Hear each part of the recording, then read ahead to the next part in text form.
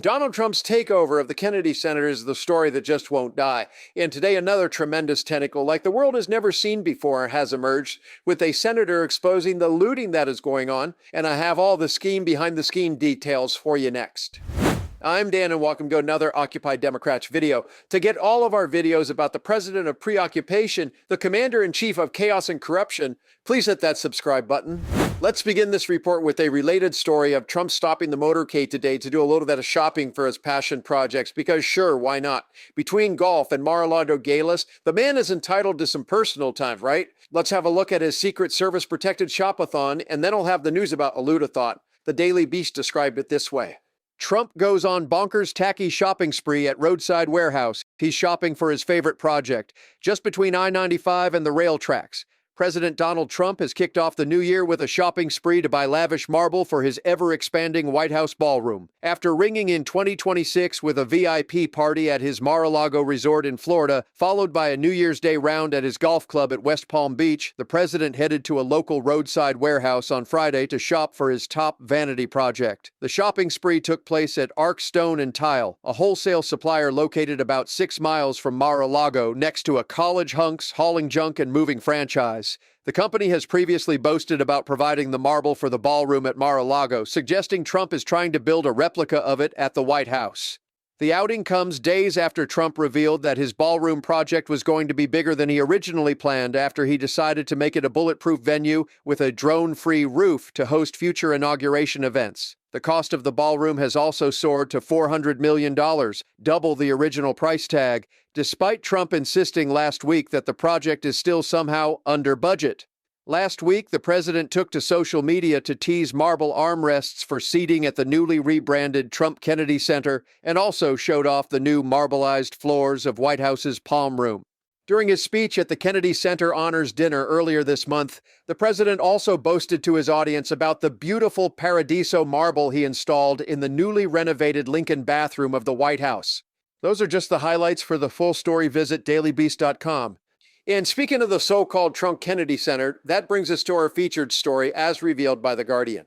Their first instinct was to loot, how Trump's acolytes are plundering the Kennedy Center. That's the tactic they use, said Sheldon Whitehouse, a Rhode Island senator, pondering whether Donald Trump might attach his name to the John F. Kennedy Center for the Performing Arts. You float stuff and you float stuff and you float stuff until people get inured to what a stupid or outrageous thing it is that has been floated, and then you pull the trigger.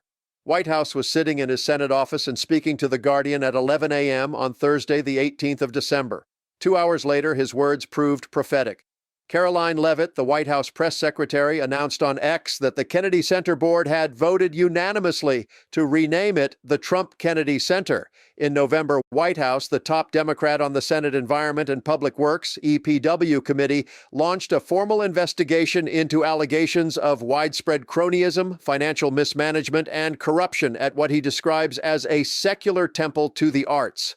Democrats on the committee said they obtained documents that suggest the National Cultural Center is being operated as a slush fund and private club for Trump's friends and political allies, resulting in millions of dollars in losses and a significant deviation from its statutory mission. White House sent a letter to Kennedy Center Board President Grinnell demanding detailed documents and records.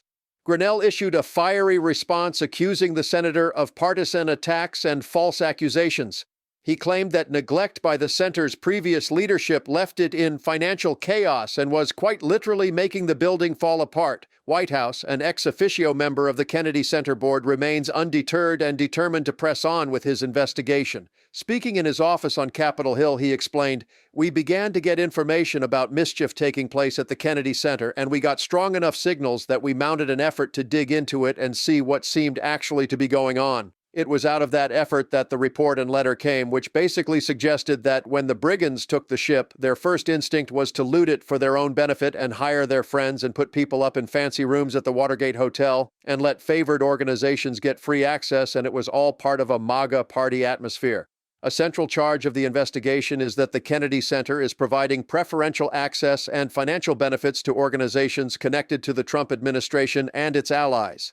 According to a contract, Grinnell granted World Football's governing body, FIFA, free and exclusive use of the entire Kennedy Center campus from 24th November to 12th December for the World Cup draw. White House added, If they weren't paying the proper ordinary Kennedy Center rates, they're being given a benefit, and those benefits seem only to be going towards groups that are affiliated with Trump and MAGA. It's basically a direct way to use this public facility to put money into the pockets of groups that are allied. In May, the center awarded a $10,833.33 per month contract to Jeff Halperin, the husband of staunch Trump ally Kari Lake, for social media capture/editing services. In his response, Grinnell praised Halperin for his incredible multimedia expertise. This story is a Donald Trump daily double. It begins with his one-dimensional selfish decadence and ends with the scheming and lawlessness that have defined his presidency and his life. In the end, he is much more likely to be remembered for the marbles in his head than the marble in his bathroom.